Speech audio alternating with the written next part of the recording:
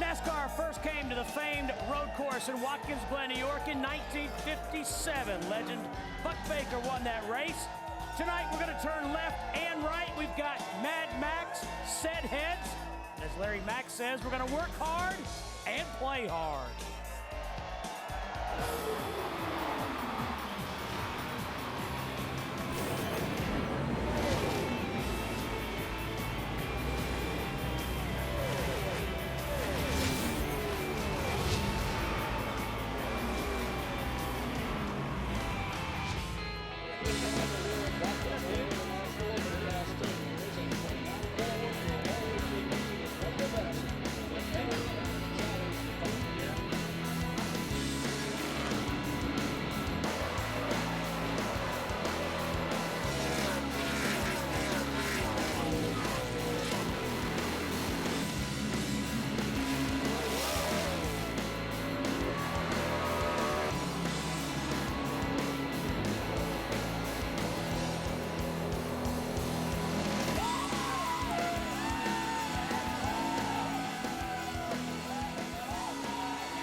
Trackside live at the beautiful Finger Lakes region of New York. They love me. Jeff Hammond has fans. It couldn't have been his, though. Hammond was spelled right. It was spelled right. Well, that really hurts, Larry. I got feelings, too. Thanks a lot. Where's the set heads? Well, we've got set heads. We've got Mad Max. Speaking of Max, we got Larry Mack. That's it. Jeff Hammond. Get her done. Elliott Sadler and Steve Burns. There they are out in force. Look at the crowd we have. Oh, Horace man. Said's going to be here. Mad Max Pappas. We're going to go road course racing, and it's international. Hey, How about that? What have we been saying all day long? It's some gear jamming and brake slamming type of race up here at Watkins Glen, baby. And you know what this is? Tick, tick, tick. 5 to go. Next time by to the chase. And honestly, I know this is a wild card, and a lot can happen here at this road course. But when I look at the points, regardless of what the math says, I think it's a 6-team, 6-man race for those final 2 spots. Right now, Roush Fenway, Greg Biffle, Matt Kenseth, they hold those final spots. But I think those next 4 guys, from Kyle Busch down to David Rudiman, Burton, I think he's too far out. I think the race is for 11th and 12th. I just think this is a tough race, and we call it a wild card race, but I've seen guys here run good all day long and get down to the end. Now that we have these double file restarts, the little kitty litter out here off of turn 10, the one in the bus stop, any little thing can happen to change your championship picture. This is going to be nerve-wracking. Gas mileage, we got a lot of things that come into play when we come road course racing. Let me ask you a question. You know what's going on. You know your teammates up there trying to make this thing in the chase. Looks like he's in good shape right now. Do you give these guys, are you going to cut them some slack if you see them coming? Or is it like, hey, Elliott Sadler's got to make sure everybody understands Elliott Sadler is a racer? Well, you know, I've been on both sides of the fence, and when you're in the chase, you better take care of yourself. You're like, I'm the one that don't need to mess up. I mean, the rest of us, yeah, we don't need to do anything intentional, but we need to race hard too. Right. You know, I'm out here to try to get a checker flag and get the best run I can too. I can't help it that you're in the chase and you made a stupid move and made it 3 wide on me. That's not my decision to bag off. I'm here to race. But you take care of yourself, I'll take care of myself. I like that.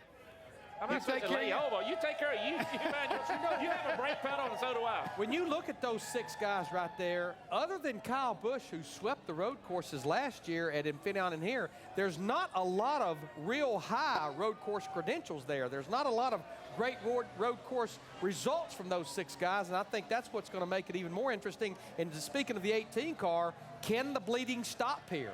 They 3 wins in the beginning of the season, but since they won that race at Richmond, we talked about it last week, they only have 2 top 10 finishes since that win at Richmond. And Elliott, I quoted Clint Boyer during practice. You know, he's like, I think 101 points out, and he said, I'm making up ground, but who am I going to beat? Yeah. There's good teams up there in the top 12. Who am I going to replace? I think a lot of people look at this race and let's get through this race the best way we can, and then let's go racing the last 4 races. Let's just don't beat ourselves here at Watkins Glen by running off the racetrack and doing something stupid in the pits or whatever. Let's don't beat ourselves, get all the points we can, and let's go racing the last 4 races. Well, I agree with you there, but I think that's going to be harder to do than what you're saying right now, because so many guys, they can't afford to give up that little bit, I don't think, Elliott. You know, 101 points. I mean, you can make up 25 points over the next 4 races after Watkins Glen, but like Larry's talking about, guys like Matt Kenseth and Greg Biffle, those are guys you're trying to unseat. They're not going to roll over and just let you have it when we leave here either.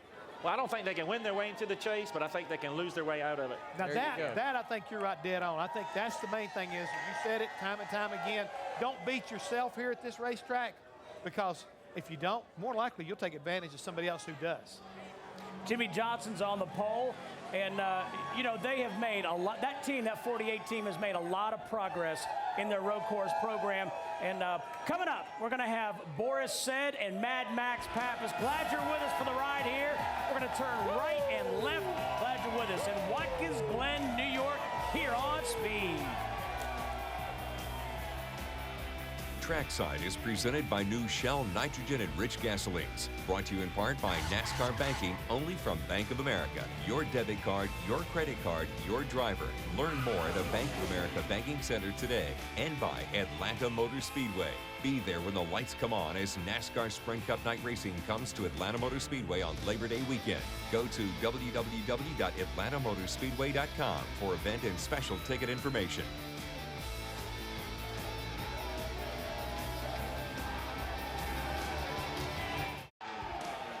Among the impressive trophies in the Boris Said trophy case, how about the 24 hours of Daytona, the 12 hours of Sebring, the 24 hours of Nürburgring? Boris Said gets it done.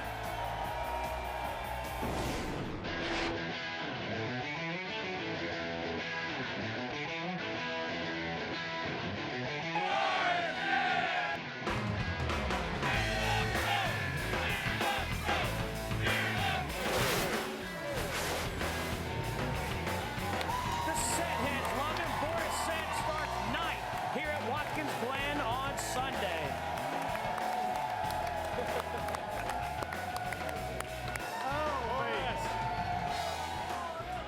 Man, you go from sitting at home every weekend to doing double duty here at Watkins Glen. You're a busy man this weekend.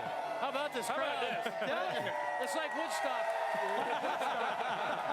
Boris, that's the biggest set head wig I've ever seen back there. I believe they like Boris Said. I think New York State just likes racing. I think they do. But this is a busy weekend for you, from basically sitting at home or doing TV work to doing all kinds of racing this weekend. Yeah, I mean, it's tough. I mean, I wish I was racing every week like Elliott, but, you know, unfortunately, it's just tough times to find the sponsorship, but I feel really happy. I mean, I got two great sponsors this weekend. I met a guy named Bob Reith that owns U.S. Chrome. He stepped up. You know, we have the Ovarian Cancer Society on our car. We have Performance Friction Brakes helping us.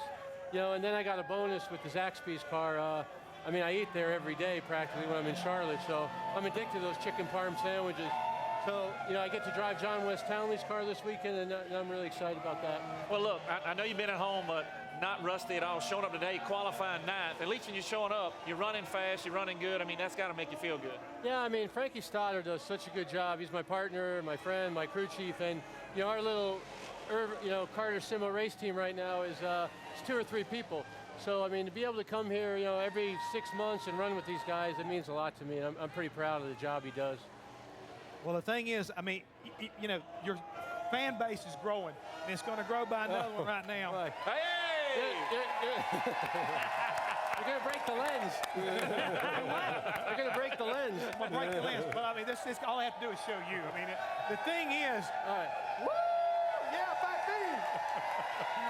Yeah! All right, now I got to give you gift cards so you can eat a Zaxby's.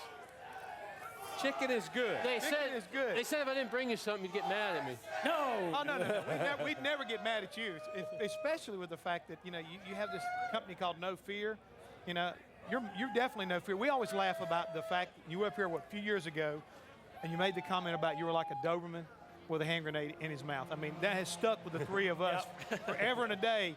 But the way you attack a course, I mean, whether it's in Infineon, whether it's here, whether it's overseas, is there a mindset to driving a road course car? I mean, people always say, what do you do when you show up here? You know? I mean, it's like the No Fear slogan. If you're not living on the edge, you're taking up too much space. And to drive a road course right, you're on the edge the whole time, and you're, you know, the hair on your arm standing up straight, and you get scared. So it's fun. I mean, I love it. I love it. And to be able to come here, and I mean, my car looks really, really cool. It's actually, they sponsored Frankie Stoddard back in like 1985 in a race. With Dana Patton. Dana Patton. So we did kind of an old school look, and I think it's the best looking car out there. I'm proud of the U.S. Chrome car. Boris, I know over the years that teams have actually hired you to help them with their road course program, but I'm amazed. I mean, I couldn't even count how many drivers I've heard say, well, Boris took me out in a car and helped show me the line. And it seems like you're so generous with your road course racing ability. Well, yes and no. I mean, yeah, it's generous helping them, but it's a double-edged sword for me. You know, I didn't do any oval racing at all growing up, and I really want to do more ovals. So, you know, like I've helped Elliott Sadler out in the past, and every time I go to an oval, you know, I'm like gum on their shoe. I get the same information back, so it's a two-way street. So, and I've gotten to meet some pretty neat guys and ride in the passenger seat with some really good guys, some really scary guys. So it's been fun. It's funny. He taught me in 1999 in Infineon, took me out down. We're here 10 years later, and I still use a lot of the same terminology that he taught me 10 years ago. It's pretty cool. A lot of knowledge. He was actually the first person I ever taught. And the Wood brothers called me up, Eddie Wood, and said, hey, you want to come up and teach Elliott Sadler how to drive road course stuff? I'm like, well, I'm not a teacher, not really. And he goes, well, we're going to bring 2 cup cars up, and you can lead follow. I'm like, okay, I'll do it. I never drove one.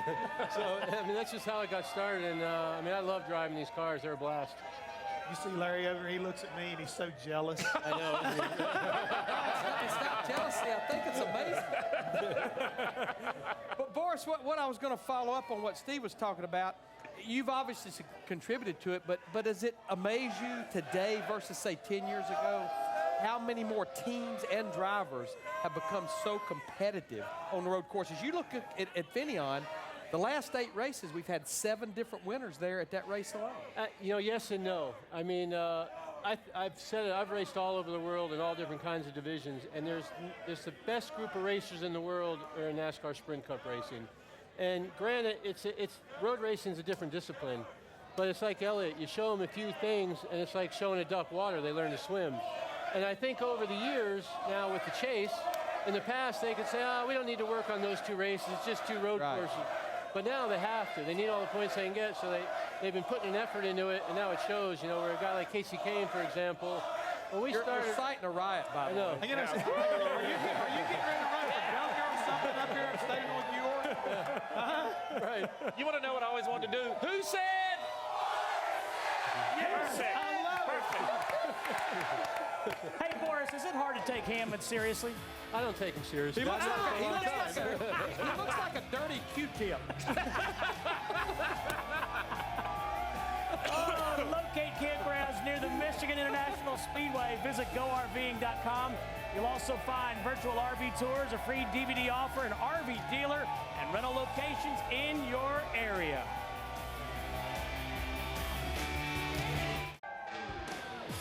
Get a jump on the hunting season at Gander Mountain's First Shot event. Find an incredible selection of the best gear around. Gander Mountain, we live outdoors. Shop the stores, the catalog, or at GanderMountain.com, where shipping is now free all day, every day.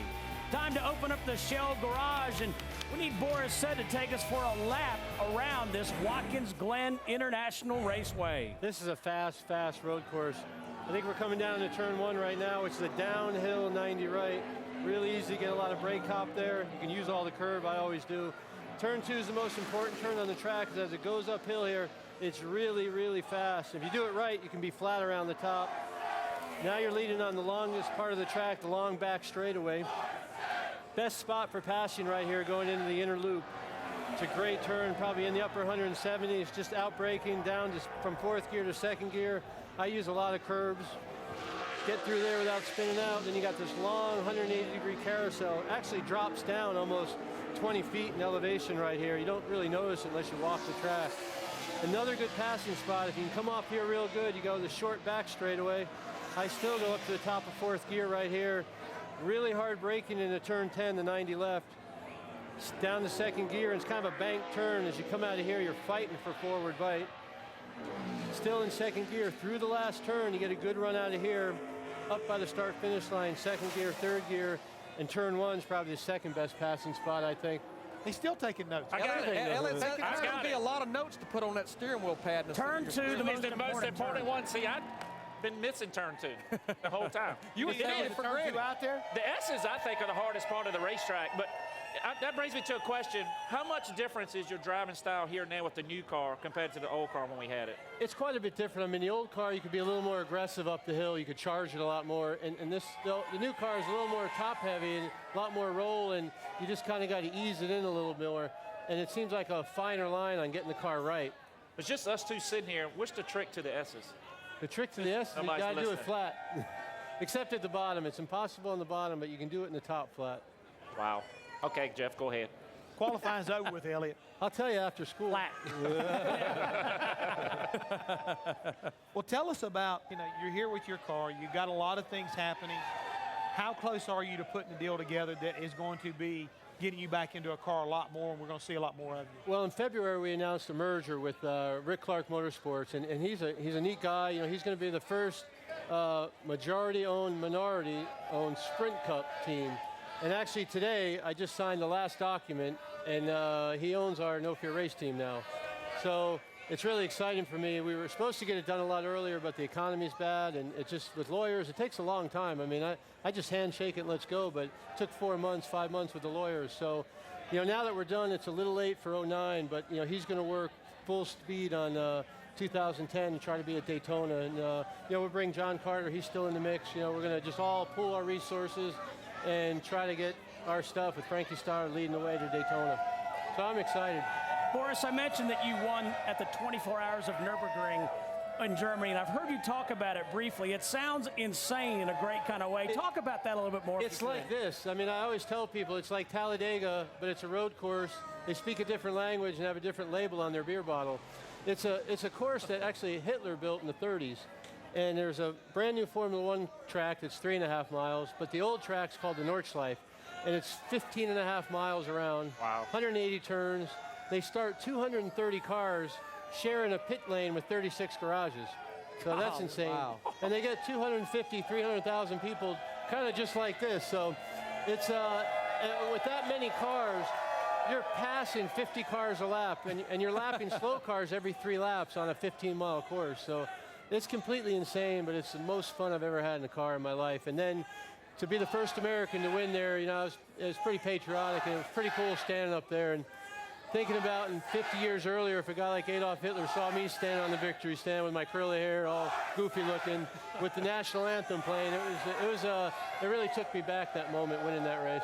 Now, Boris, you've done all kinds of racing. You've done motorcycle racing. You've obviously done a lot of NASCAR stuff. You just talked about some of the endurance race stuff, but probably the most unique racing that you've done is in the bobsledding. And the Bodine bobsledding event up in Lake Placid, you pretty much wore them out, but a lot like road course racing, some of these NASCAR guys are starting to catch up to you in that event too. Yeah, last year I finally got dethroned, but I tell you, this is so much fun. I mean, for something without a motor to go this fast, it takes your breath away. It's hard to explain to somebody.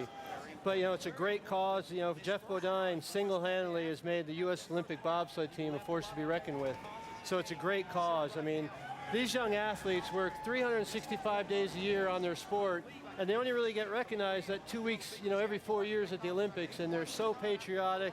They do it for no money, just the love of the country. And, this year we're going into Olympic year, and Steve Holcomb last year won the World Championships first time in 50 or 60 years. So we have a real shot this year at a gold medal at the Olympics, and the girls are really good too. So, I mean, I'm going to be glued to the TV when the Olympics are on this year. Right quick, you and I had a chance to do the bobsled thing a couple years ago, but what I found really intriguing, we talk about patriotism. We went down to the arena where the United States hockey team won the gold over Russia and wound up, making everybody in this country so proud. But you told a really great story. You were sitting there in that arena, and how old were you when you were there for that game? I was like 17, and I was actually sitting in the arena when they beat Russia, and that wasn't for the gold, but yeah, you could yell as loud as you could yell and not hear yourself. I mean, it was electrifying, and when we went back there just standing there, all the memories came back, and you get goosebumps talking about it now. It was an unbelievable experience to see that. Steve, I got it. Hammond's going to be on the Jamaican bobsled team. He's got the look. He's got the look. Shabba! Cool runnings, man. Cool runnings. Again, you're just jealous, Larry. You're just jealous. You'd like to have this. More with Boris Said and the Said Heads coming up. Meanwhile, let's go to our Bass Pro Shops tailgating tip of the week. It's one thing to take the checkered flag. It's another to be crowned the tailgating king. The Speed Road Crew are your knights in tailgating armor, thanks to Bass Pro Shops. Mike and Robin are true barbecue kings, using their huge grill to cook a royal feast. Robin and Heather treat their tongs and spatulas like royal scepters knighting their barbecue. And as royalty, they know how to shake things up with Cajun Injector Quick Shake. Everything you need to rule the next tailgate is at Bass Pro Shops.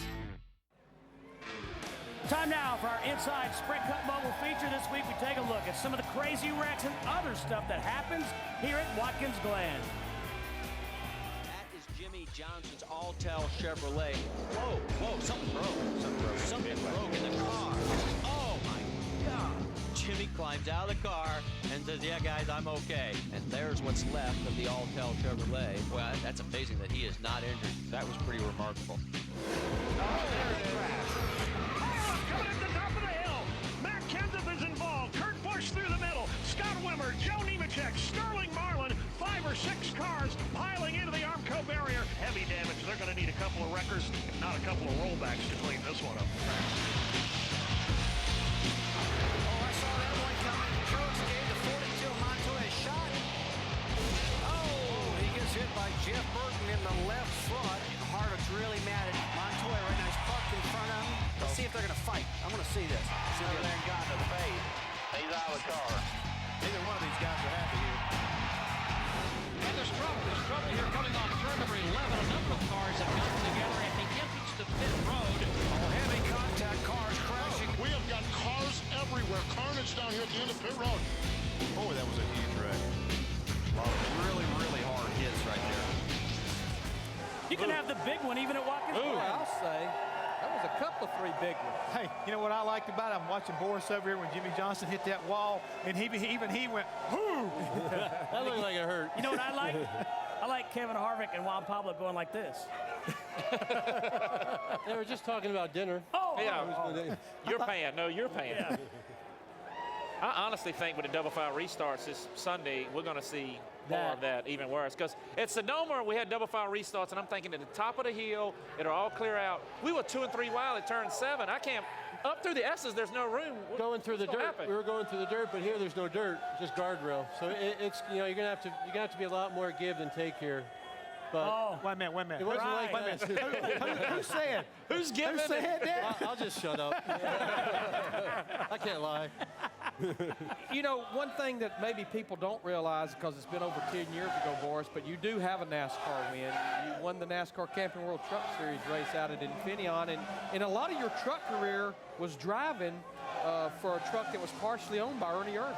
Yeah, and Ernie, I mean, he's a good friend, still a great friend today, and I mean, he's taught me so much about, being easy on the equipment and trying to have something left at the end, because when I first got into these things, I just tend to burn them down on the ground, so I drove every lap like it was the last lap I'd ever get. And he's been a big help and a big mentor to me, and he's a great guy. That was a big day right there for you, wasn't it? That was a big day. I mean, to win one of these things is so hard. I mean, I have poles in the Nationwide and the Cup and truck, but it'd sure be something to tick off your list if I could win a Nationwide or a Cup race. I mean, it'd be the biggest party this town ever saw. I'd probably quit. Boris, I was doing some research on your career, and I was sort of surprised that you didn't really start racing 4 wheels until you were well into your 20s. Yeah, I was 25. I mean, I saw my first car race at 24, and I'm like, man, I got to try that. That looks fun. So, yeah, I mean, I started late in life, and, typical story. My mother did a great job raising 2 kids without a father, and so we didn't have, a whole lot of extra money growing up, but I'm glad I'm doing it now. I mean, it's been the best 21 years of my life, of all the people I've met, my friends, and the sport's been really good to me, and I feel really fortunate I've gotten to do what I've gotten to do in the sport. More with Boris Said coming up here on Trackside Live. Glad you're with us here in Watkins Glen, New York. Stay tuned to NASCAR 7 days a week with in-car audio, live race radio, stats, and more with NASCAR Sprint Mobile. It'll change the way you experience the race. Visit sprint.com/speed.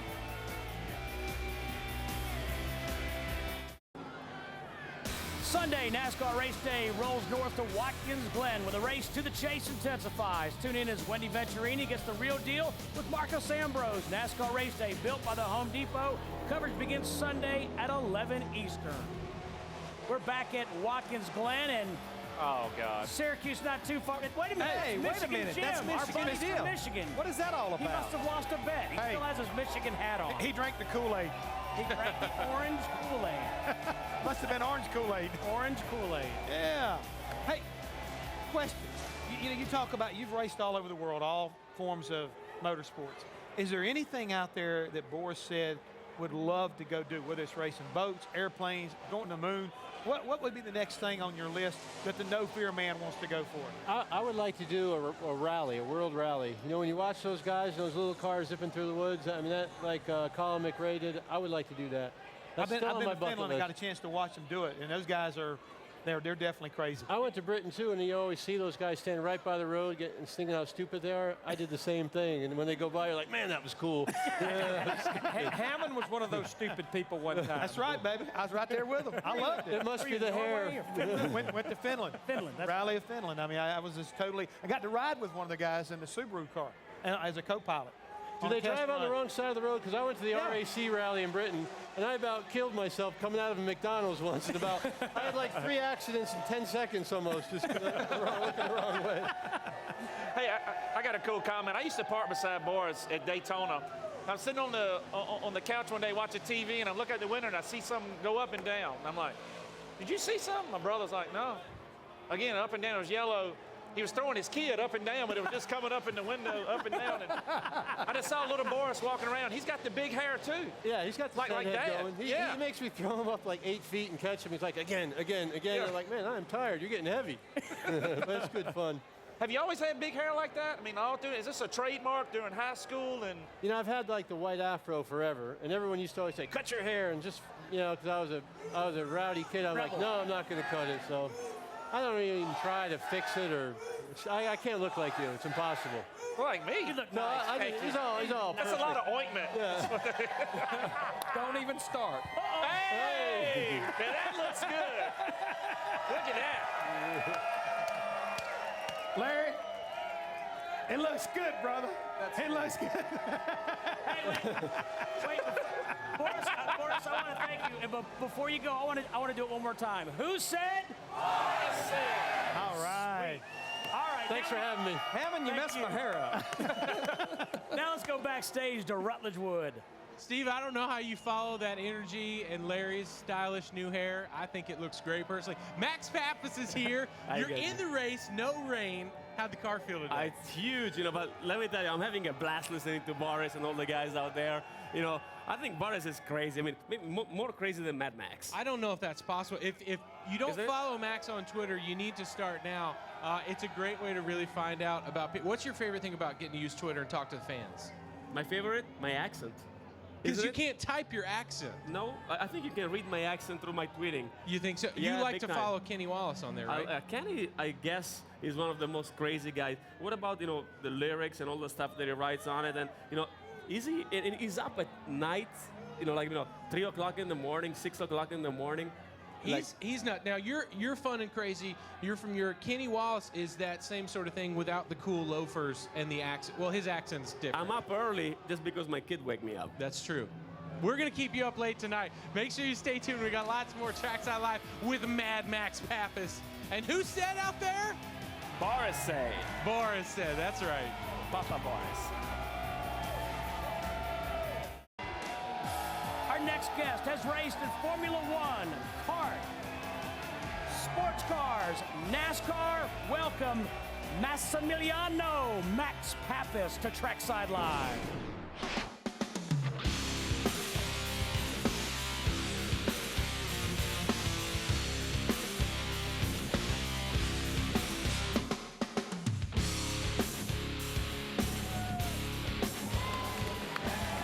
And Max Pappas joins us here in Watkins, Glen on Trackside Live.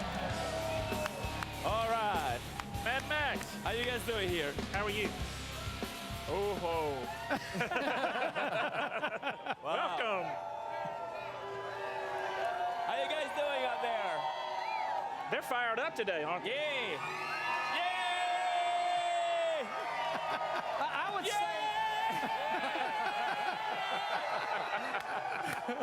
Not done yet.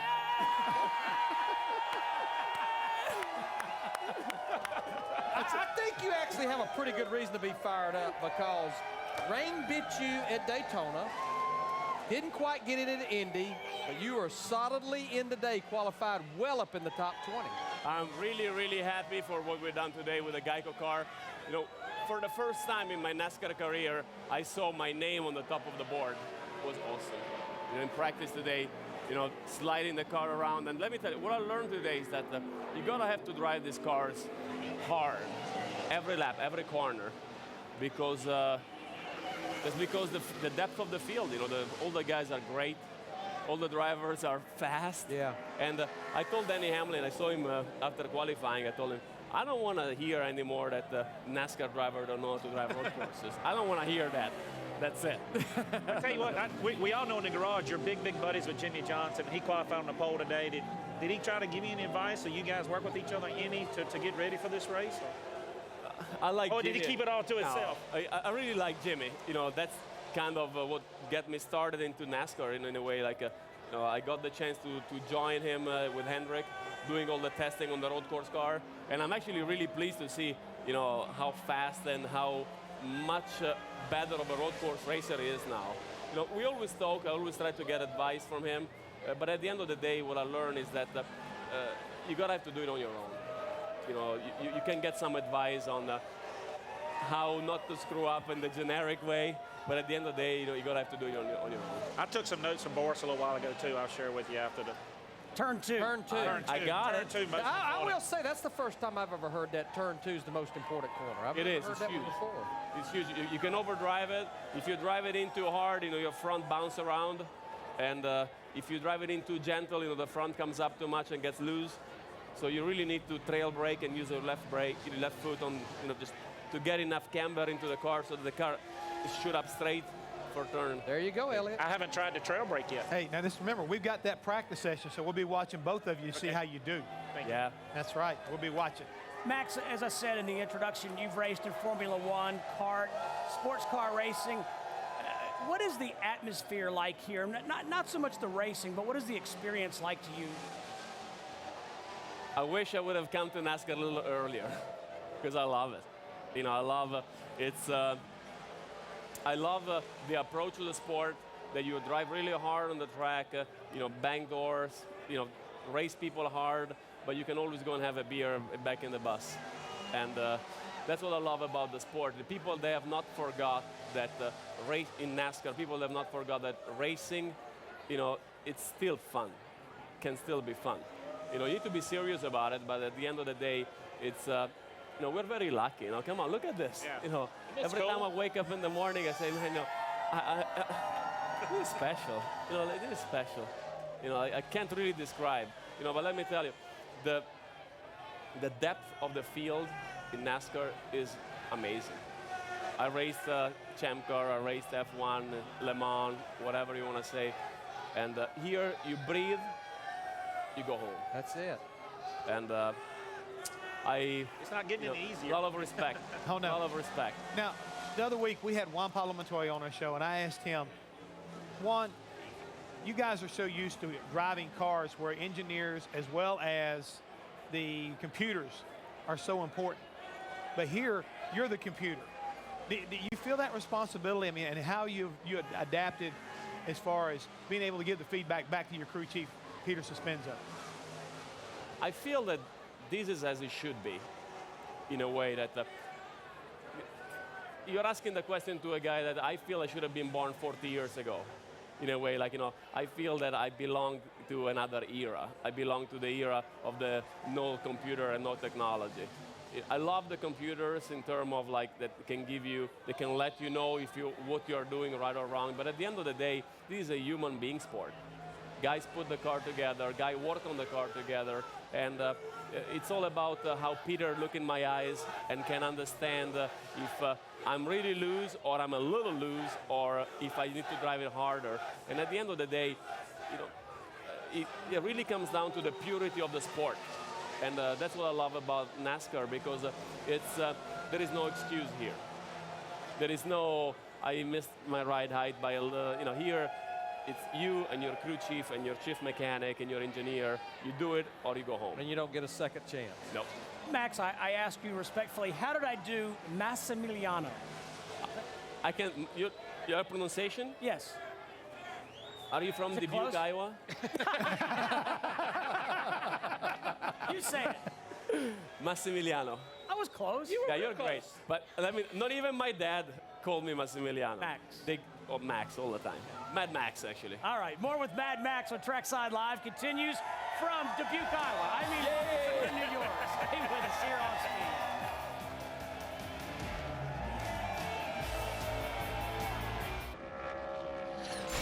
Big Block Thursday on Speed. First, Memphis brings out the muscle in an all-new Pink Sol out at 8.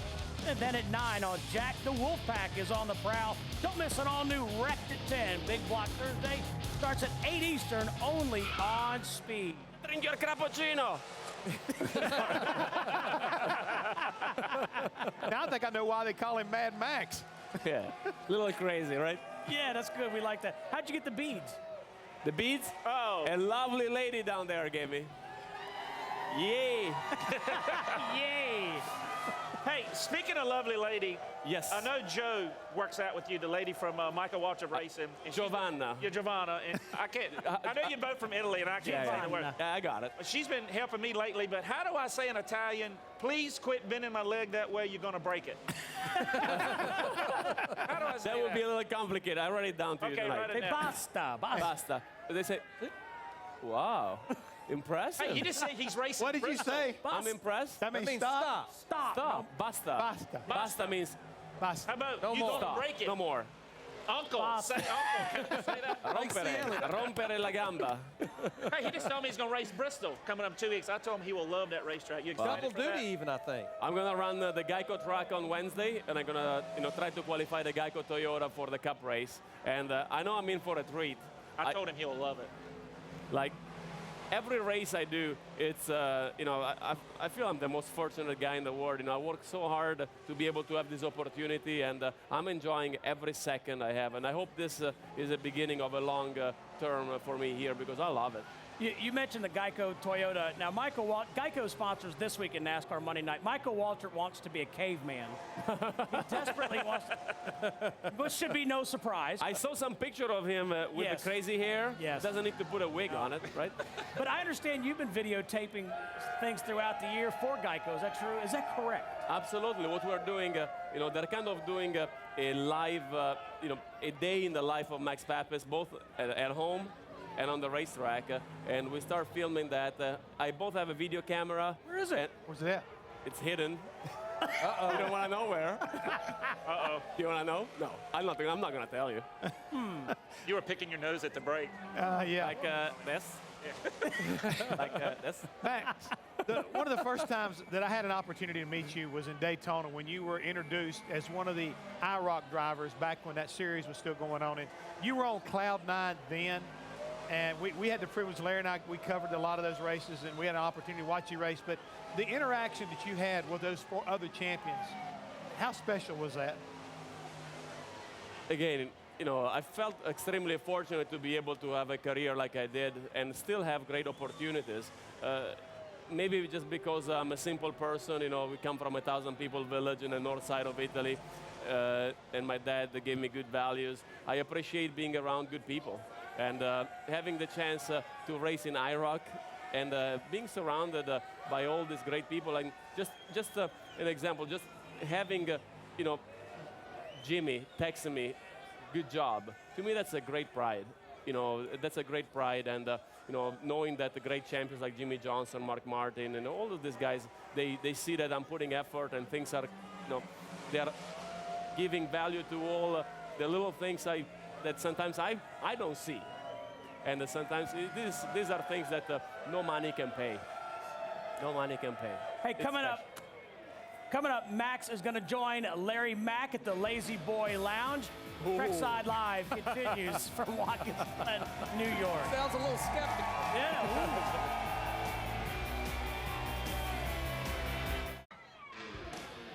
Trackside is presented by new Shell nitrogen-enriched gasolines. Brought to you in part by Go RV. Go affordably. Go RV.